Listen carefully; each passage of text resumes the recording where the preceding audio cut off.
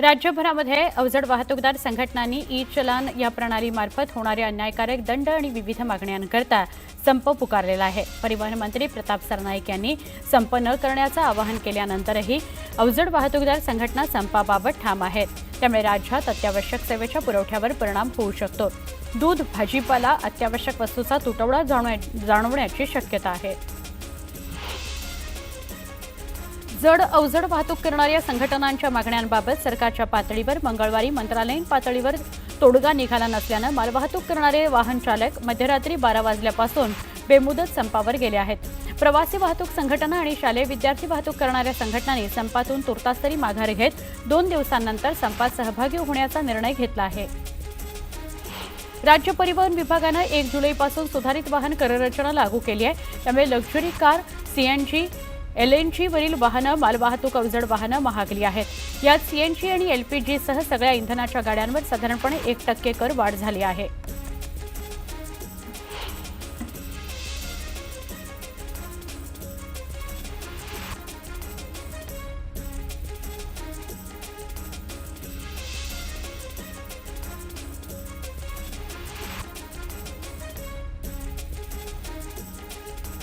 अधिक व्याजदराचं आमिष दाखवून नागरिकांची आर्थिक फसवणूक करणाऱ्या योजनांवर नियंत्रण ठेवण्याकरता पोलीस विभागामार्फत विशेष मोहीम राबवण्यात येते।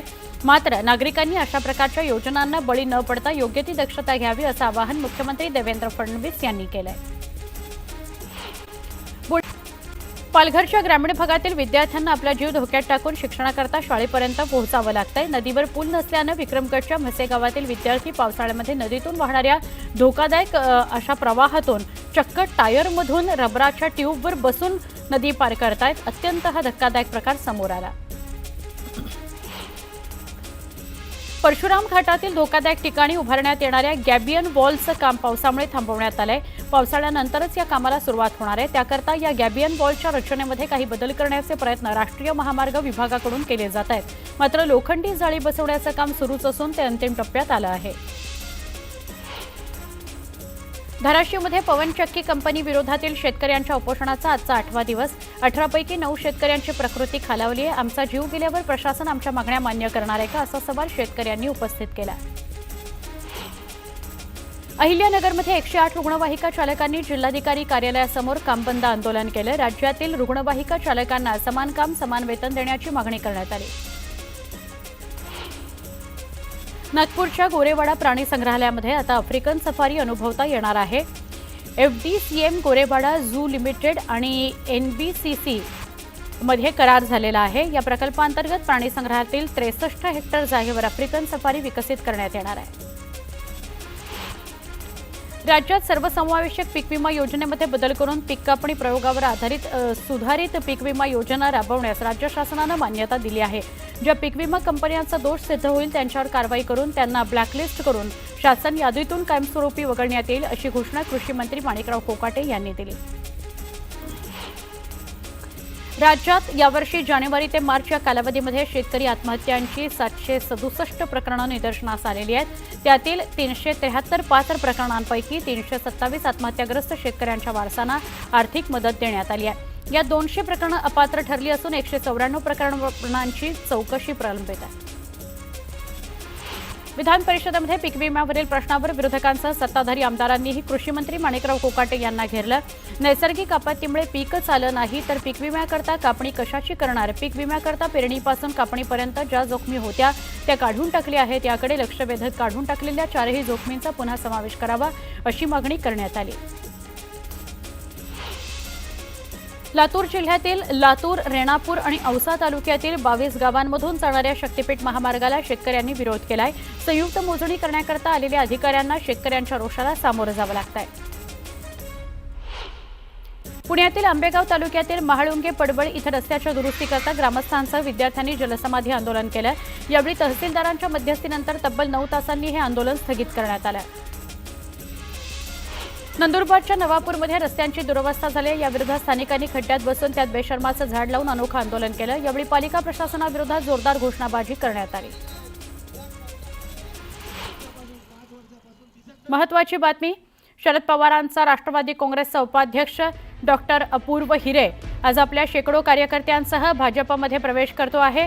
अपूर्व हिरे यांच्या भाजप प्रवेशाने आगामी महापालिका निवडणुकीत भाजपला हिरे गटाचा मोठा फायदा होणार आहे। भाजपच्या वरिष्ठ नेत्यांनी अपूर्व हिरे यांना रेड कार्पेट टाकलंय। आज नाशिकमधून अपूर्व हिरे यांचे शेकडो कार्यकर्ते वाहनांचा मोठा ताफा घेऊन मुंबईकडे रवाना होत आहेत। अपूर्व हिरे राष्ट्रवादी काँग्रेस शरदचंद्र पवार पक्षाचे ते आता भाजपमध्ये प्रवेश करणार आहेत। आपल्या शेकडो कार्यकर्त्यांसह आमचे प्रतिनिधी लक्ष्मण खाटोळ यांच्याशी आपण अधिक बोलूया। लक्ष्मण, याआधी दोनदा अशा प्रकारचा ताफा नाशिकहून मुंबईकडे येताना आपण पाहिला आणि आता अपूर्व हिरे सुद्धा भाजपमध्ये प्रवेश करतायत, काय सांगाल?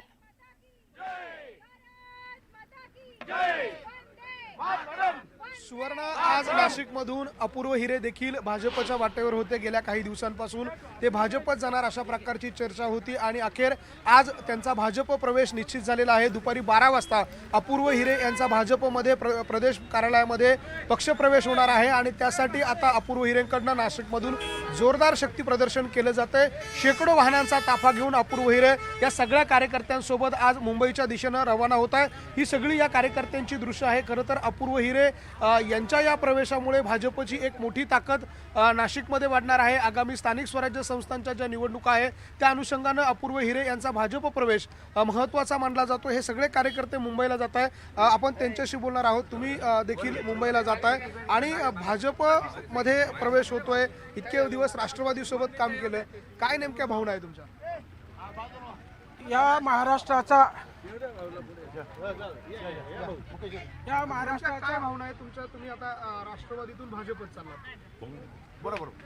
आज साधारण 200 ते 150 ते 200 गाड्यांचा थापा हा आम्ही सर्व मिळून अपूर्व भाऊंच्या नेतृत्वाखाली संपूर्ण टीम आम्ही भाजपात प्रवेश करत आहे। अनेक वर्ष काँग्रेस राष्ट्रवादी बरोबर राहिला, आता पुन्हा भाजपत जाता, काय भूमिका आहे? विकासाचा मुद्दा असेल? आज आमच्या सगळ्या भाजपाच्या कार्यकर्त्यांनी बघितले आम्ही आणि आज नाशिकमध्ये BJPच्या माध्यमातून जो कुंभमेळा येणार आहे तर आम्हाला भाजपाच्या माध्यमातून येणाऱ्या साधू संतांची सेवा करायची आहे। त्या माध्यमातून आम्ही सगळ्यांनी एक विचार केला आहे का आम्ही सर्व भाजपात जाऊन साधू संतांची सेवा करण्याची संधी मिळेल अशी आमची सगळ्यांची इच्छा आहे, म्हणून आम्ही सर्व मिळून भाजपात जात आहोत। अपूर्व हिरेंचा अखेर प्रवेश होतोय, खरंच ज्या गिरीश भाऊंनी संकटमोचक आपण त्या गिरीश भाऊंना म्हटलं जातं, अशा गिरीश भाऊंनी तुम्ही येत्या काळात 100चा नारा पूर्ण करायचा आहे तर त्याच दिशेची वाटचाल तुम्हाला आज बघायला भेटते। आत्ताच मागे प्रवेश झाले, आता बघितला असेल तर पश्चिम मतदारसंघातही अतिशय जोरदार प्रमाणे असे अपूर्व भाऊंचा प्रवेश आज इथं होत आहे।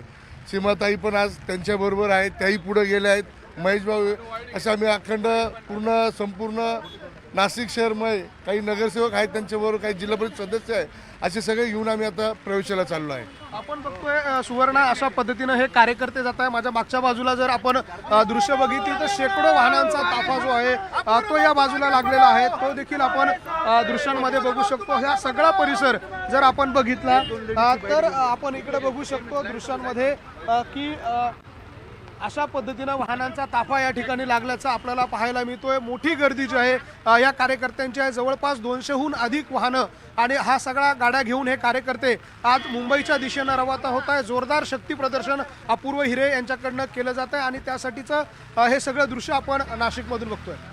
नक्की लक्ष्मण, धन्यवाद माहिती दिल्याबद्दल। आता पुन्हा एकदा वेगवान स्वरूपातल्या घडामोडी। अहिल्यानगर जिल्ह्यामध्ये दरवर्षीप्रमाणे यंदा देखील नगर या शहरातील 12 इमाम कोठला इथं इमाम हुसेन यांची सावरीची स्थापना करण्यात आली। यावेळी हजारोंच्या संख्येनं भाविक उपस्थित होते। हैदराबाद इथल्या भाविकाकडून तुळजाभवानी देवीच्या चरणी 8.5 तोळ्याचा सोन्याचा हार अर्पण करण्यात आला। गौड कुटुंबीय हे तुळजाभवानी देवीचे निष्ठावान भक्त असून दरवर्षी खास दर्शनाकरता तुळजापूरला येत असतात। वाशिम जिल्ह्यातील इजोरी ते म्हसणी या मार्गावरील रखडलेल्या पुलाच्या कामामुळे मोठ्या प्रमाणामध्ये चिखल साचल्याने ग्रामस्थांचे मोठे हाल सुरू आहेत। त्यामुळे विद्यार्थी, महिला आणि आजारी रुग्णांना जीव मुठीत घेऊन प्रवास करावा लागतो। या पूल सुरळीत करण्याची मागणी नागरिकांनी केली आहे। जळगाव जिल्ह्यातील निंबादेवी धरणामध्ये रविवारी बुडालेल्या तरुणाचा मृतदेह तिसऱ्या दिवशी सापडला. हा तरुण आपल्या मित्रांसोबत धरणावर फिरण्याकरता आला असता धरणामध्ये पोहताना पाण्याचा अंदाज न आल्यानं बुडून बेपत्ता झाला. दरम्यान पोलिसांनी मृतदेह ताब्यात घेऊन शवविच्छेदनाकरता हलवला आहे.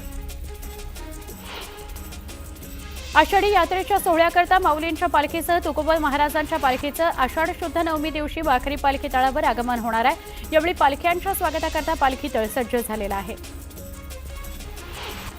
आषाढी एकादशीनिमित्त श्री क्षेत्र पंढरपूर इथं विठुरायाच्या दर्शनाकरता येणाऱ्या लाखो भाविकांच्या सेवेकरता एसटीच्या 5200 बसेसची व्यवस्था करण्यात आलेली आहे. या बसेस घेऊन येणारे चालक, वाहक यांची देखभाल करणारी यांत्रिक कर्मचारी आणि या सगळ्यांना मार्गदर्शन करणारे पर्यवेक्षक, अधिकारी यांच्या चहा, नाश्ता आणि जेवणाची मोफत व्यवस्था करण्यात आलेली आहे.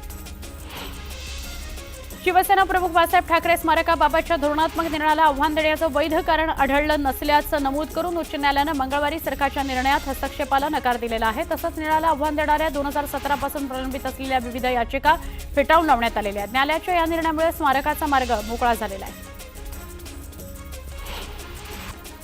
गेल्या 1.5 वर्षांपासून रखडलेली पुणे महापालिकेच्या कनिष्ठ अभियंता पदांची भरती अखेर मार्गी लागण्याची शक्यता आहे. राज्य सरकारच्या नगरविकास विभागानं या भरतीकरता आता 113 ऐवजी 171 जागांना मंजुरी दिली आहे.